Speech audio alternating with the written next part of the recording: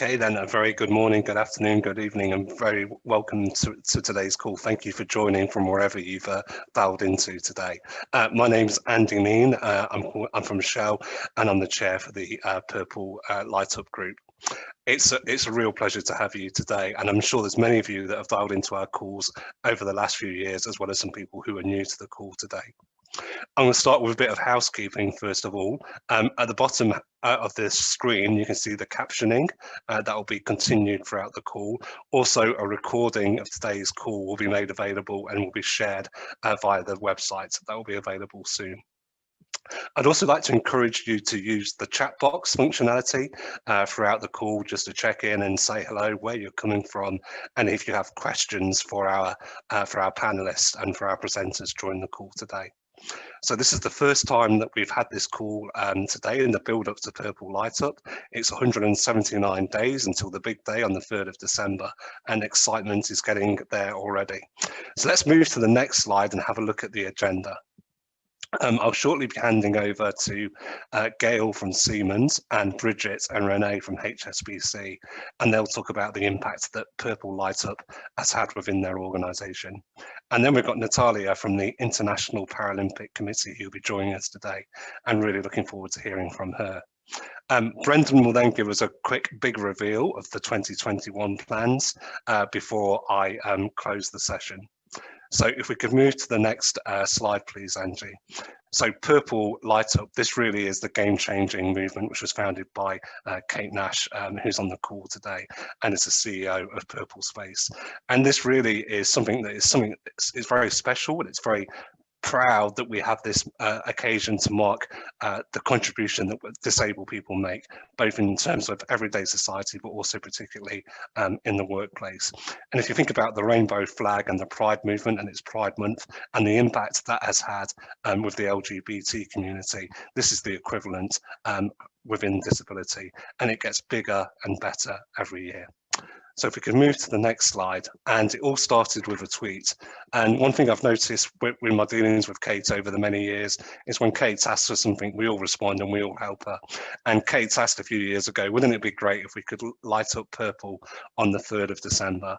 And this was only in 2017, and it's staggering to think about how the world has responded to Kate's tweet. So moving on to the next slide.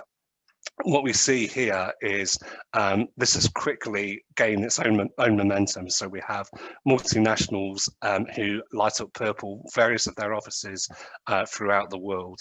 Not just multinationals as well, but also governments and not-for-profit organisations.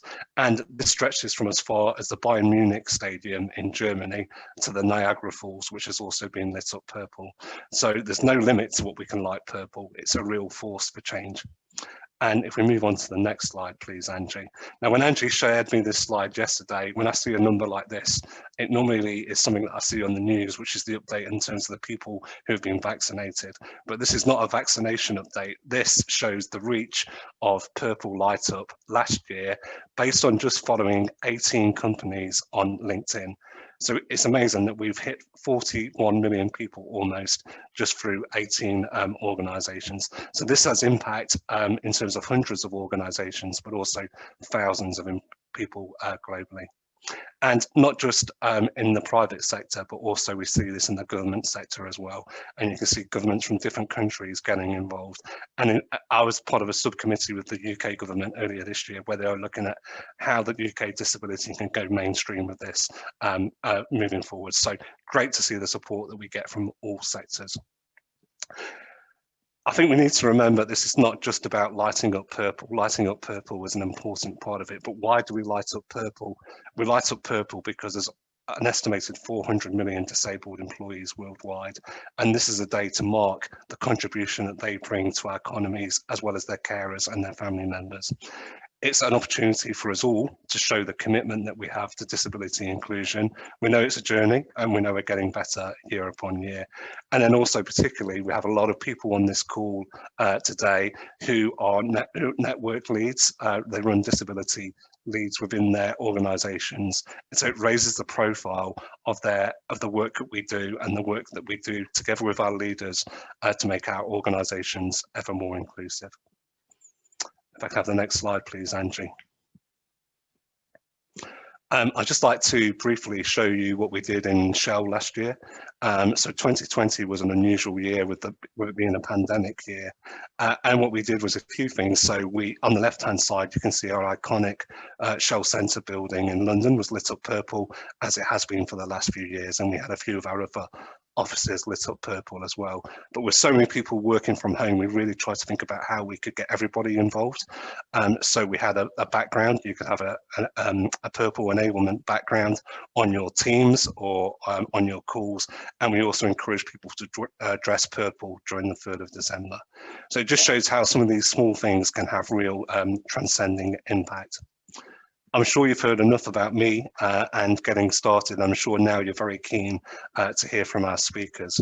So what I'd like to do now is hand over to Gail from Siemens, and Gail's going to talk through what Siemens have been doing and perhaps a bit about what they plan to do this year.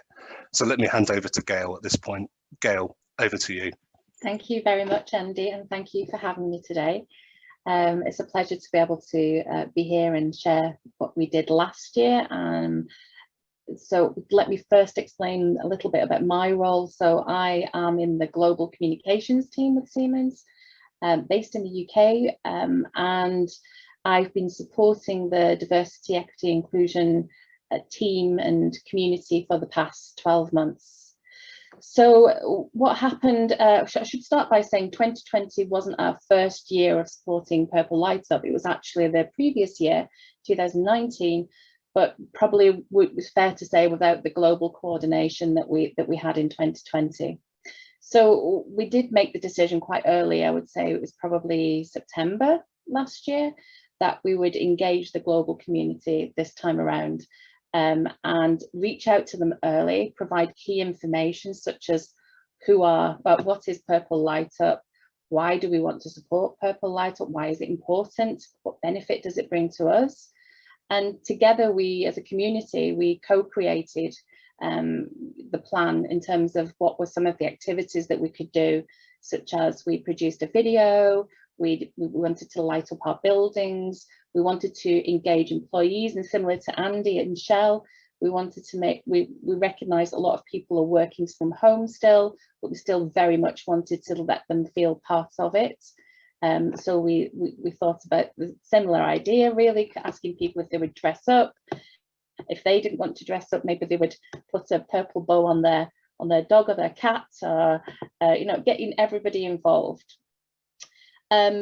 So we provided everyone with a kind of toolkit. So similar again to Shell, we had the Teams background, we had some nice assets. I just talked about some of those. We had an online quiz, so you could win a purple t-shirt.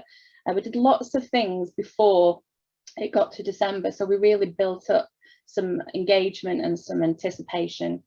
And we have to give credit as well to our DEI community and all the DEI champions we have, because they really helped spread the word and get people on board.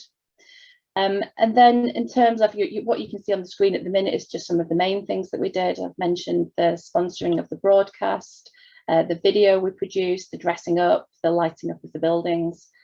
I have to say, in terms of the results, we ourselves were kind of blown away by just how engaged everyone was with this campaign.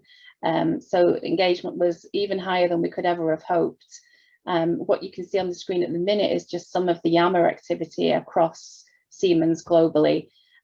So in some cases, people are inviting people to get involved. They're telling people that they're having a panel discussion or a local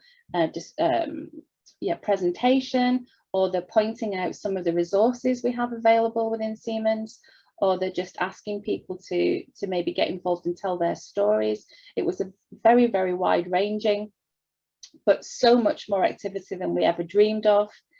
In terms of the internal impact, you're seeing on the screen now some of the external posts as well, and we got great external engagement, but really our focus was on internal. It's about changing our culture. And two of the main benefits or impacts that we had, I would say, were around connectiveness and conversations. So connecting was about us actually identifying some of the allies that we had around Siemens globally, and people then saying, well, I'd love to work with you going forward, and making those connections and finding each other through this event, and being able to then go on and collaborate and work on initiatives together. The other thing was that, you know, it sparked so many important conversations. So whether that's somebody explaining from their point of view how it is to be a disabled person within the Siemens workplace, what the challenges are, what the barriers are that they find, to people just wanting to tell their story, to other people wanting to ask open questions. There was a really nice example of our IT team all dressed up in purple and put a post on Yammer saying, you know, we'd love to know from employees what barriers exist from an IT point of view that we can work on, that we can help with. And it was just so informal but so powerful, made everyone seem so much more approachable, and that we could actually make changes.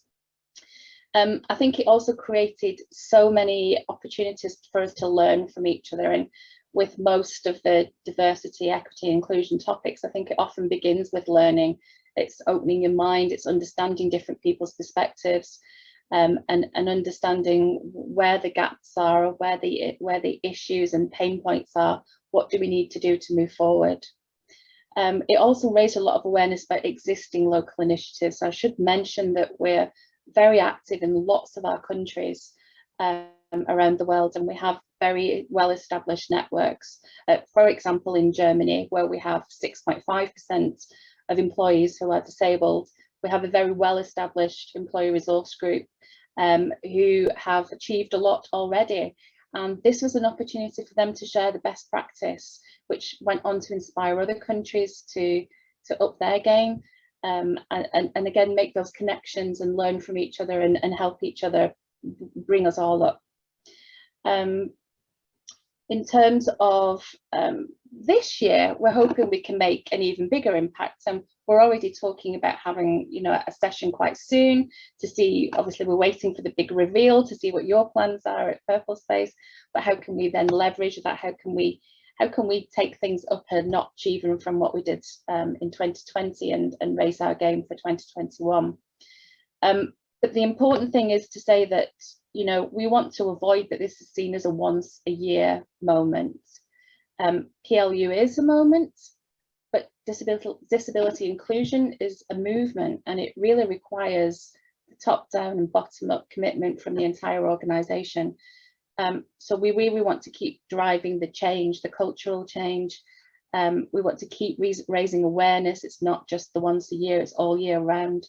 We want to keep engaging people, finding things that we can action, real concrete actions we can take. And yeah, I would say that's you know, our focus going forward. You're looking again at some of the images that we shared on some of our social media channels. I was actually inundated quite often with campaigns. Sometimes I'm struggling to find enough content to work with, but in this case, I actually kind of had to prioritize some of the content, and I still have a bank of stuff that I never even managed to fully use. So yeah, we were overwhelmed by the support internally, and it was so great to see. Can you move the slides on, please, Angie? Yeah, so what you're looking at now, we're just going to go through this quite quickly, is examples of some of our locations around the world. And you can see from South Africa to Switzerland to Italy to the United Kingdom, the US, Germany, Beijing, all over. We were, yeah, really amazed to see all these images come through of all of our properties around the world. Lit up, some of them internally as well as externally, and people really went to town, and it was such a beautiful coming together, I think. And I think it shows more than, you know, as Andy said at the beginning, more than just purple lights. It shows that people have a real desire to move the needle on this topic, and to engage and to drive change. So we're very happy with how it went last year, and as I said, looking forward to doing even better this year. Thanks, Gail, for that presentation. And a number of our attendees have already mentioned how great it is to see that you're driving disability inclusion and cultural change. And this is not just a box ticking exercise, and it really comes through in your presentation. We've got about 89 participants today, which I think is a record for this call. If there's somebody who was starting this off for the first time, what would your tip be to them to get started? I would say start early. Start early, start now, start having the conversation now with your organisation. What is it we can do? Where do we need to change? And co-create as well. I think people like to be involved in the planning and deciding what's going to work best. Because if we in HQ are relying on the countries and the businesses to get involved, if we've kind of created that plan together, then we're already halfway there. We've already got some buy-in. So start early, co-create, but ensure that it's leading to meaningful change. I think that's really important, and that we don't just make it about this one day, but we really have a kind of sustainable plan going forward, because it's got to build to something, it's got to add up to something. Thanks a lot, Gail. And there's a number of our attendees who are expressing their thanks in the chat box, and I'd like to add my own personal thanks. And as a reminder, if you have a question for any of our presenters today, please do put it in the Q&A box. But thank you very much, Gail. We're now going to move on to our next presenters, and we've got two presenters from HSBC today. We've got Bridget and Renee. So Bridget and Renee, over to you to hear about the experience from HSBC. Thanks, Andy, and thanks for having us. Purple Light Up has become very important to us at HSBC, and you can see we started out with our background as just to create an identity across the world, because HSBC is so spread out globally that we wanted to find something to unify all employees for Purple Light Up. So before we moved into the slides, I wanted to show our HSBC hexagon and our Purple Light Up specially designed Zoom background. We can hop to the next slide, thank you. All right, so Renee and I are co-chairs of the Employee Resource Group Ability for the US Bank. And HSBC is very engaged from an employee resource group perspective. From an ability perspective, we have around 3,700 employees who are members, and in the US, around 650. We are very involved in a number of initiatives, particularly for self-ID and self-disclosure. And for us, Purple ID is an important, Purple Light Up is a very important way to bring awareness to the importance of being counted and recognized. And we can go to the next slide. I think, Gail, thanks for the segue, because we had the word early mentioned a lot. And so that is where we're focused as well. We typically start our Purple Light Up activities in May every year, because in the first year in 2019, when we became involved, it really was quite last minute, and we didn't realize how much time and effort it takes to get a global initiative like this well orchestrated across all countries who want to be engaged. So we look at this as a project, and we get everybody engaged both locally in our ERG, and we engage with our global partners in ability for HSBC globally. So there are global team meetings and local team meetings, setting out all the idea sharing, and very much as Gail has said, we do share across each country what works and what doesn't. And then what we've started to do this year, more so than last year, is to have other organizations reach out to us to ask what we've done. And this idea sharing really works very well, because we've noticed too that there are some landmarks that don't want to participate. And we think that if they are approached by a number of large organizations, that it will be more difficult for them to hold out. And so the Empire State Building stands out to us here. We've written to them twice now, and they've politely declined.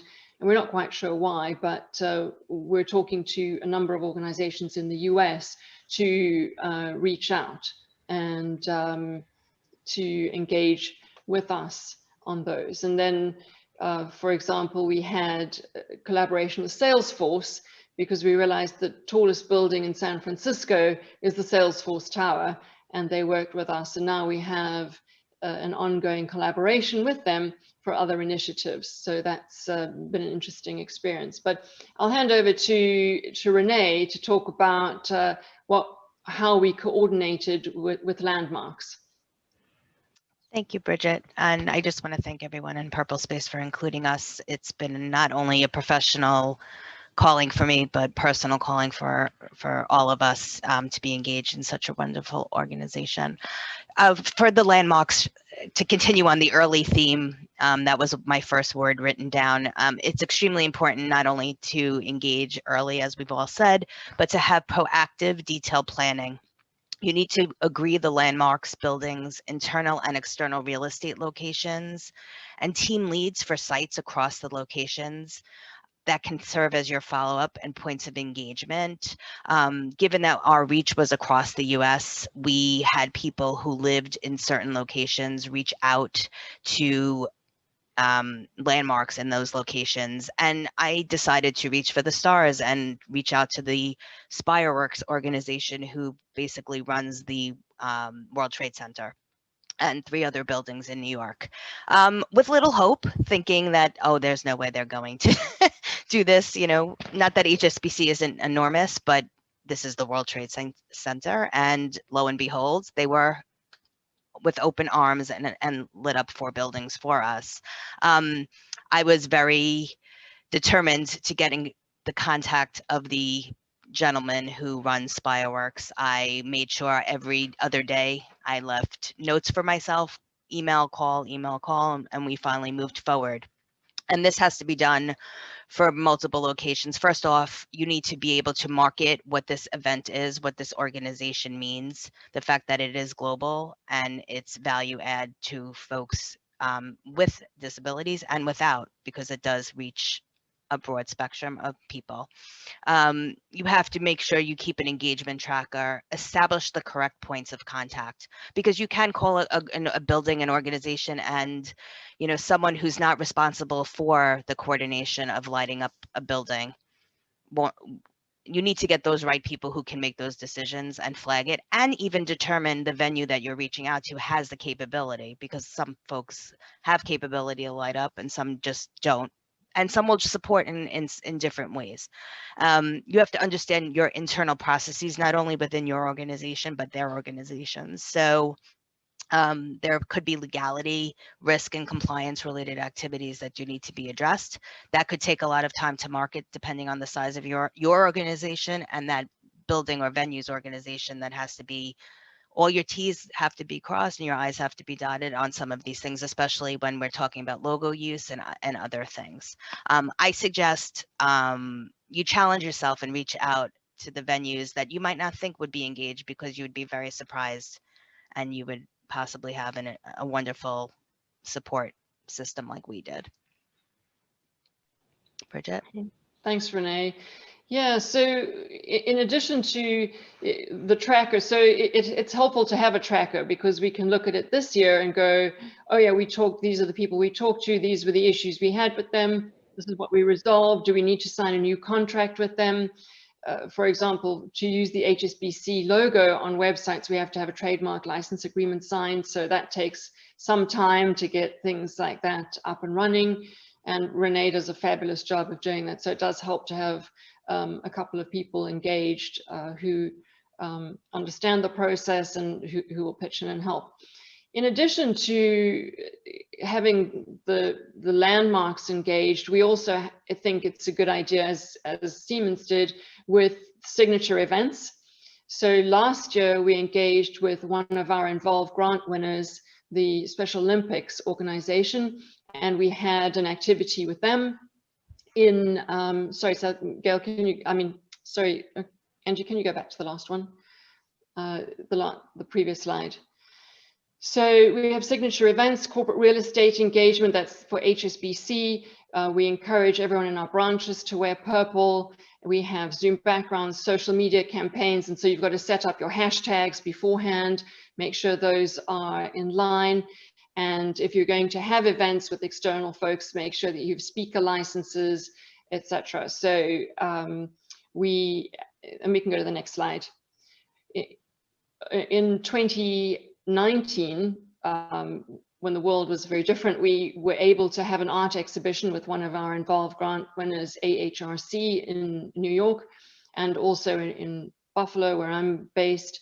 And we got in touch with Niagara Falls, and I didn't expect them to say anything, but there they were. They jumped on board right away. And that was so from our perspective in the US, it was a very small activity because we started late, and we therefore didn't have all of the buy-in, and we found out that lots of entities need a 3-month run-up before you can get them to light up. We can move to the next slide. Right, so this turned out much better. We started early, and these are some of the photographs in Buffalo, New York. The Electric Light Tower, which is a landmark in the city of Buffalo. The Botanical Gardens jumped right on board. Unfortunately, because of the pandemic, we didn't have any visitors to the Botanical Gardens, but we planned a flyer. So for this year, now that everything's opening up in the US and particularly here in New York State, we are expecting to have an event with the Botanical Gardens where they'll hand out flyers, which will be pretty exciting. With Niagara Falls, it's kind of interesting because they light up late at night. It's very cold, below freezing, and it's not well lit up when you run down to go and find the vantage point. And this past year, I couldn't figure out if it was pink or purple, and I kept saying to everyone, I don't know if it's purple. And we took the photograph in the last second before the light changed after the debating of the colors. So lots of drama. We had people running around all over the city of Buffalo trying to take photographs, and it was a lot of fun as we were socially distancing outside all the various landmarks. So it was lots of fun. And then we can move to the next slide. And Renee, if you want to talk about the New York efforts. Oh, yes. So this is some of the locations in New York City, and I did the same as Bridget, decided to run around Brooklyn, New York, where the Coney Island parachute jump was lit up, as well as Lower Manhattan, where the World Trade Center was lit up, as you can see, and One Bryant Park, which is near our flagship office in Midtown, New York City. We also had one of our colleagues on our leadership team were able to liaise with the Willis Tower, formerly known as the Sears Tower in Chicago. So we were able to have these major landmarks in the United States support us. So we're looking forward to working with them again. Thanks, Renee. We can go to the next one. And then based on many meetings during the course of the year, HSBC globally really ran with the sort of spark. And you can see we lit up HSBC buildings globally. And we had teams have special T-shirts in the office where they were able to be in the office. The Lotus Tower Colombo was really spectacular. And this year, we're hoping to add more of our buildings as we're returning to the office. And we're also adding landmarks. For example, in Buffalo, the Peace Bridge between Canada and the US, we're approaching them.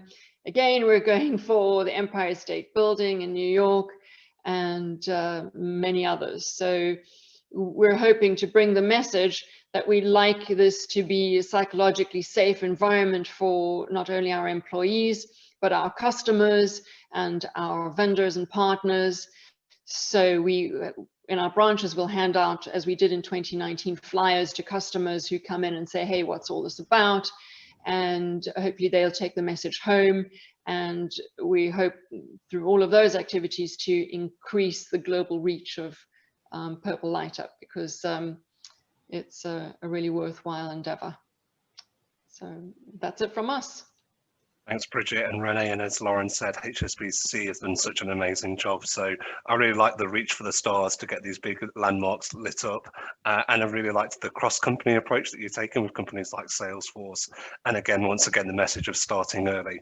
We've got two quick questions for you. One of our attendees has asked, for landmark light ups, are you offering to cover the cost? As that's the first question.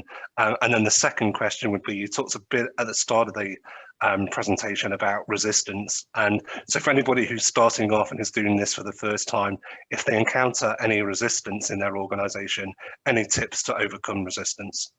Well, we've been lucky so far. No one's asked us to cover any costs. So these are organizations and entities that already light up. So there's no additional cost, and we haven't encountered that, fortunately.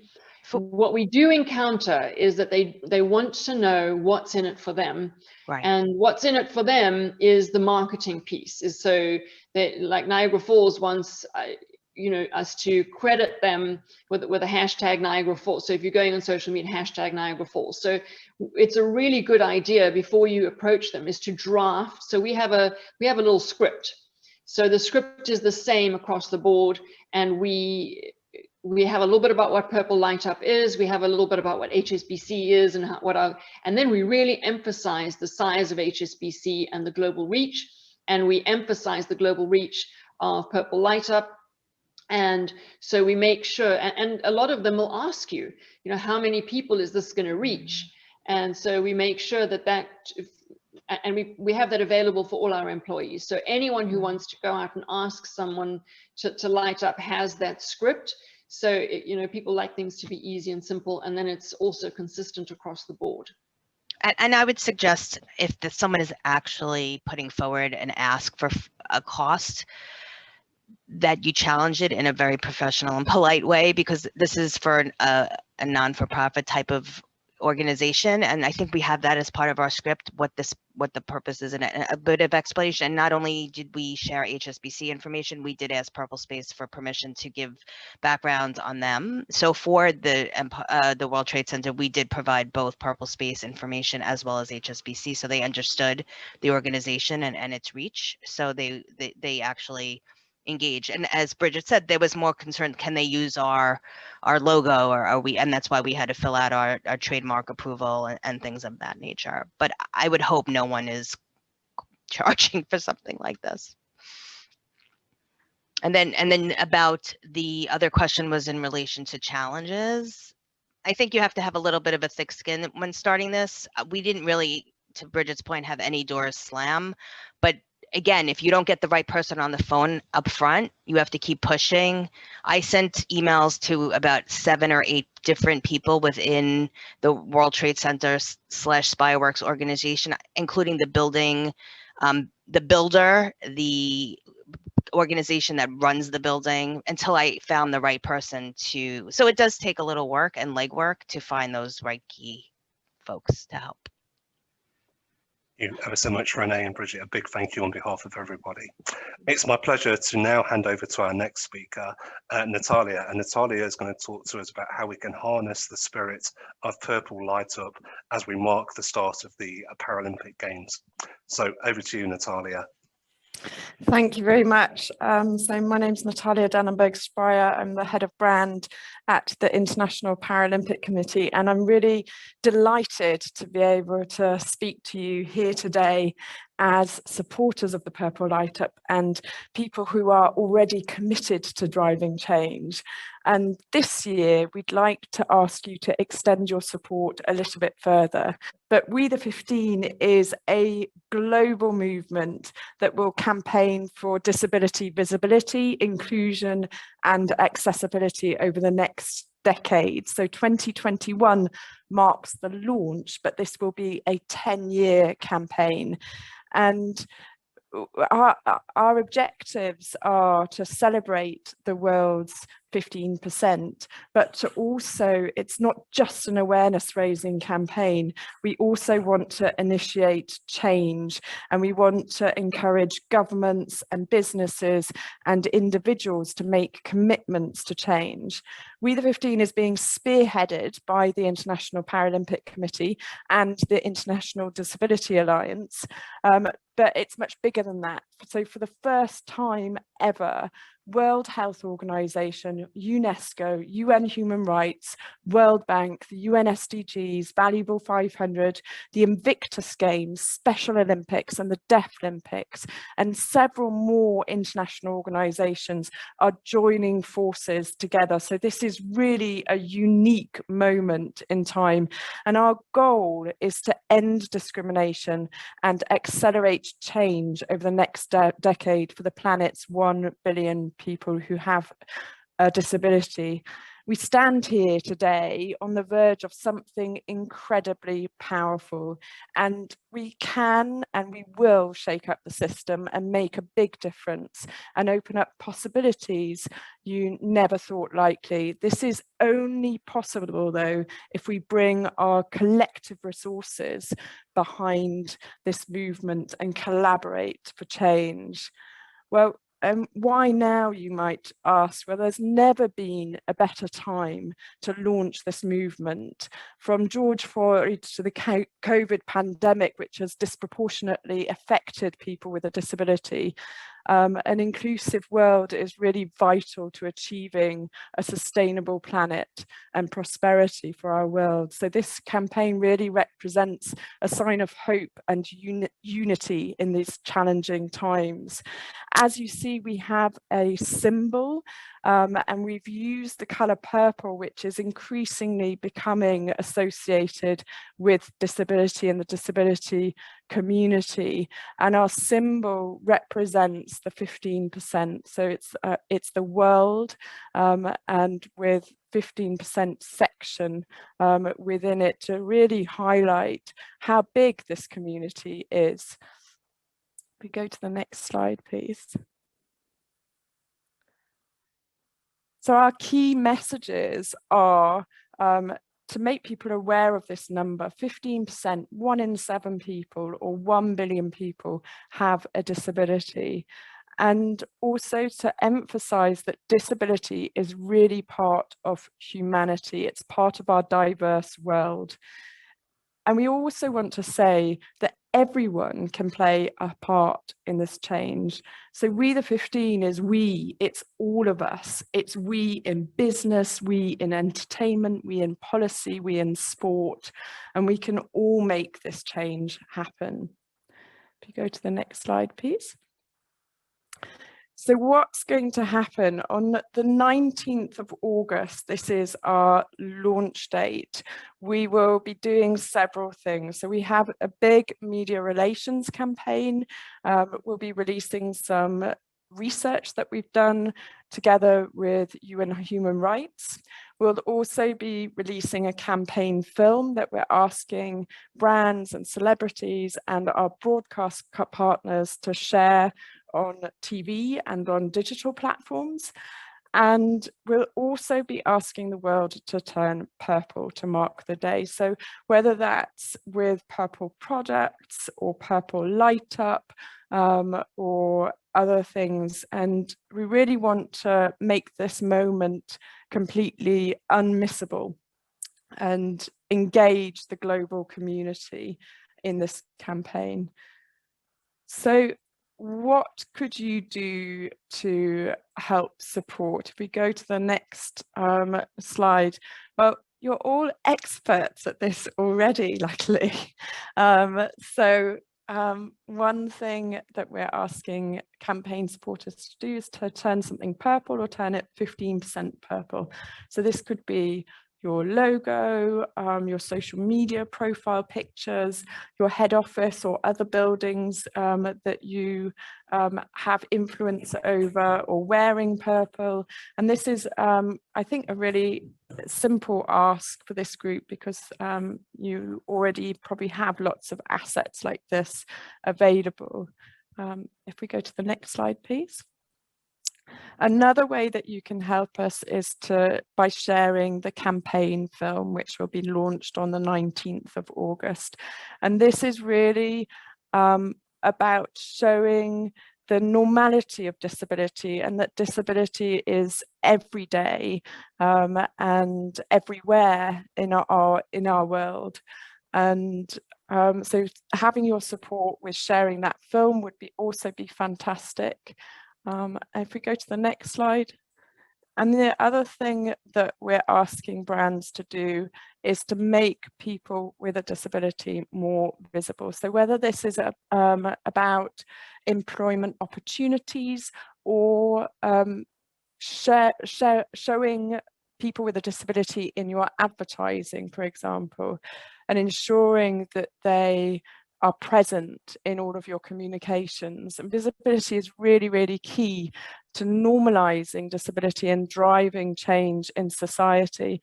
If we look at Hollywood or the media or advertising, people with a disability are massively underrepresented, and that's another area that we're seeking change in.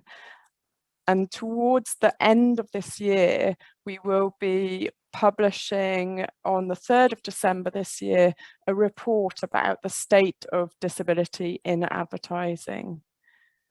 So if we go to the next slide, please. So yeah, that concludes my presentation, but I will say that if you want to stay in touch, you can follow us on Twitter at WeThe15 or contact us at info@wethe15.org. Thank you. Natalia, thanks very much for the inspiring campaign that you've started there. I think you can see there'll be lots of sponsors and lots of advocates for what you're doing on this call. One quick question that's come in, and that concerns the film. So will the video be shared, or is it to be released at a later date? Yeah. So the video that you saw today on this call is not the campaign film. That's a kind of mood film to get us excited about the campaign film. The campaign film will be shared on our social media channels, and also it will be shared by our broadcasters, for example, and we'll make that available as part of a toolkit as well that we can share out through the Purple Spaces network. And maybe one other question for you. What is the source of the statement, the world's biggest marginalized group? It's very powerful. Well, we believe that it is the world's biggest marginalized group. Where people with a disability represent 15% of the world. And I think this statement actually came from UN Human Rights. Thanks, Natalia. And also people saying there's far too few photos of people with disabilities. I think that message also struck a chord. Before we close this session out, is there any final messages you'd like to give the group in terms of how they can get behind and support the hashtag #WeThe15? Yeah, I mean, I think on the day it will be about turning things purple and supporting our campaign assets. We do have a website, WeThe15.org, where we will be posting some updates, and within the next week or so there should be the opportunity to sign up to receive news updates about the campaign, where we'll also share assets and ways that you can support the campaign. That's great. Thank you, Natalia. Just a reminder, if you have a question for any of the panelists who have presented today, please put it in the Q&A. I'm going to hand over to Brendan in a moment, but then we may have time for a few questions after Brendan, so please get your questions in. So Brendan, this is a big drum roll moment. I'm about to hand over to you for the big reveal of our hashtag Purple Light Up 2021. So Brendan, over to you for the big reveal. Andy, thank you for your chairing and your leadership, outstanding work as ever, and thank you to all of the speakers as well, Gail, Bridget, Renee and Natalia. Just incredible to hear how you have leveraged this movement to such great effect. So I'm Brendan, I'm Director of Strategy and Networkology here at Purple Space, and I'm going to give an overview of how we will build on the incredible momentum that we've seen in front of our eyes and that we've had the pleasure of listening to for the last hour or so. And I've been in my role now for 6 months.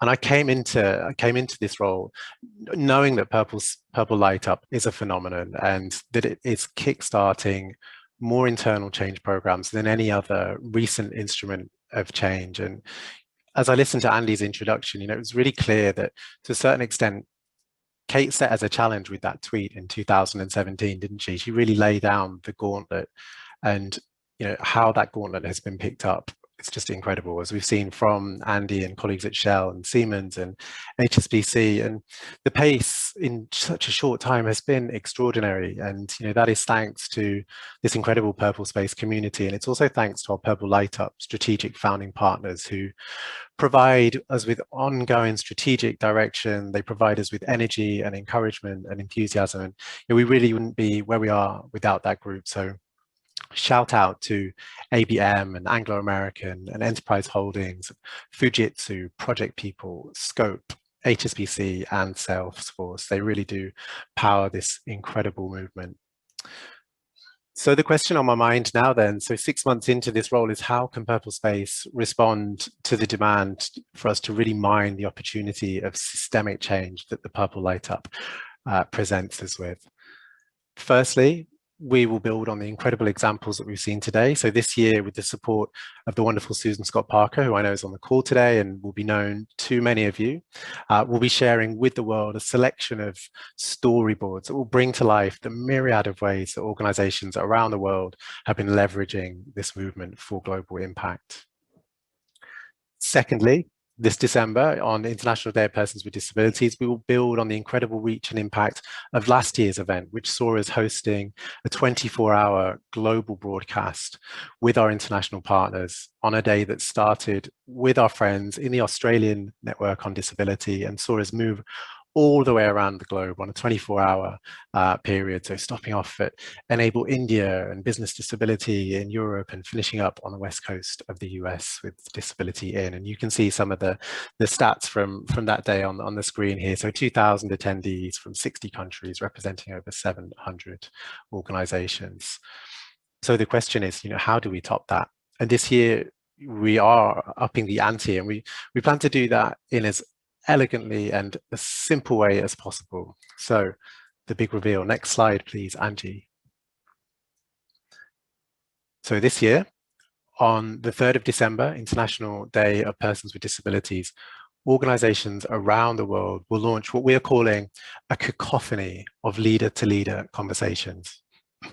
So this will be in the form of short video conversations between CEOs and disability ERG or network leaders, where they will come together to discuss the economic contribution of employees with disabilities, the value of disability ERGs and networks, and they will exchange tips on good leadership. And the inspiration for this idea really came from the two people that we have on our screen here. So this is Alia Cooper and Ian Stewart from HSBC. So those of you who don't know, Alia is one of the 3 global co-chairs of HSBC's Ability ERG, and Ian is the CEO of the UK Bank, but he also sponsors the Global Ability Network. And we recorded an interview earlier this year with Alia and Ian, and it was such a powerful example of the magic that happens when these 2 leaders are connected. And as we watched that back, we knew that we had to replicate this and we had to scale it. So this is an idea that we've tested and we've developed with our strategic partners and with our ambassadors, and they are super excited about participating. There's something about the opportunity to flood LinkedIn and Twitter and YouTube with these conversations that not only enables organizations to celebrate the economic contribution of employees with disabilities, but it also allows us to shine a light on these extraordinary individuals, the disability ERG network leaders who are doing so much to change the culture within their organizations, and they're doing that on top of busy day jobs and often whilst managing their own disability as well. So at its heart is a very simple premise, and that is that this leader-to-leader conversation is essentially a peer-to-peer conversation. Now, if you know anything about us at Purple Space, you'll know that in our view, disability network or ERG leaders are leaders. That's it. So regardless of their job title or where they sit on the organizational chart, they're in a leadership position. So there it is. You heard it here first. And of course, we will be providing more details over the coming weeks about how you can get involved in what I anticipate is going to be a real game changer for our community and for the wider disability ERG movement. So Andy, I'm going to hand back to you, but of course, if there's time for questions, we're very happy to answer them. Brendan, thank you for the big reveal. You didn't disappoint us this year. Quick question, how do we get started with this leader to leader? So any tips in terms of how to approach our leaders to get them involved in this theme this year? Yeah, that's a great question. So what we'll be doing in the coming weeks is we'll be putting out some guidance and some tips about a framework for what that conversation might look like. So as I say, we're suggesting that organizations, ERG leaders and their CEOs come together to talk about the economic contribution of employees with disabilities, which is of course is the overarching theme of Purple Light Up every year, but also that they use the opportunity to talk about the value of ERGs and to share leadership tips as well. So we'll provide some guidance and a framework then that organizations, that ERG leaders can take to their comms people, to their CEOs as well. And we already know from the enthusiasm of some of our community of ERG leaders that they've already taken those steps now. And we know from our community that our ERG leaders, they love an opportunity to get in front of their senior leaders, and this is providing them with the perfect excuse. Thanks, Brendan. So that's how to get started. More information to come. So we do have a few moments for Q&A, and there's a great question that's come in from Ray. So Kate, I think this might be one for you, so just a bit of a warning. So I'm intrigued about the opportunity to highlight intersectionality. The Netflix series Special, which follows relationship experiences of a gay man with cerebral palsy, was eye-opening for me as a gay man without a disability. In what ways can we bring to life a wider range of diversity amongst people with disabilities? So Kay, maybe you could give us some insights on that question. Just coming off mute here, Andy. So yeah, great question. Thank you to everybody. I've just been listening and watching with fascination at how you are delivering impact. So yeah, great question. As we know, each of us, as people with disabilities, we have many aspects of our human identity, and at different times in our lives, those entities and those identities matter to us. So I think, you know, for me, what Purple Light Up does is provide an opportunity to share our stories, to pull out the themes and the truths of our lives, but also allows us to be who we are and share various aspects of our identity. So I love that. I think it's just another opportunity to share who we are. Great question. Thank you very much. I'm going to start to bring, oh, there's another one. So Danielle has just said, love the leaders leader concept. Is there a theme for Purple Light Up this year? So maybe Brendan or Kate for this question. Yep. So, I mean, as I mentioned, the theme for Purple Light Up every year is about celebrating the economic contribution of employees with disabilities. But this year, the Leader to Leader theme is our theme. Thank you very much, Brendan. With an eye on the clock, I'm going to bring our call towards a close. So firstly, I'd like to say a big thank you to our speakers today. So Gail from Siemens, Bridget and Renee from HSBC, and Natalia from the Paralympic movement, and of course, Brendan for the big reveal. I'm sure you've all found this call to be thoroughly exciting, and it's really whetted the appetite for Purple Light Up this year. The good news is that we've got 2 further meetings before Purple Light Up. So we'll meet again in September, and then we'll meet again in November. And as a few of our speakers have said, early planning and preparation really makes a difference. So perhaps as a takeaway from today's call, you can think about what it is you can do to get started, recognizing that some of these activities may take a 3-month lead time. Details of how to sign up for the calls in September and November are on the Purple Space website, and you can see all the ways we're getting in touch with the team there. So I'd like to say thank you, a real heartfelt thank you for dialing in today, for the positivity and for the infectious energy that you all have for this subject. And we look forward to speaking to you again in a few months' time. So Brendan or Kate, would you like to say a final goodbye before we close out? So from me, thank you, Andy, for your leadership as ever to all of our partners and all of our members who make Manifest the Purple Light up. You are incredible. So get planning for your Leader to Leader. We're going to have a cacophony of videos on those airwaves and thoroughly looking forward to it. Brendan. What else to add? But just, yeah, Andy, again, thank you for your leadership. And yeah, this conversation that we're going to have in December is going to be a game changer. So looking forward to all of you participating. Thanks, Brendan. Thanks, Kate. And we'll speak to you all again in a few months. Goodbye for now.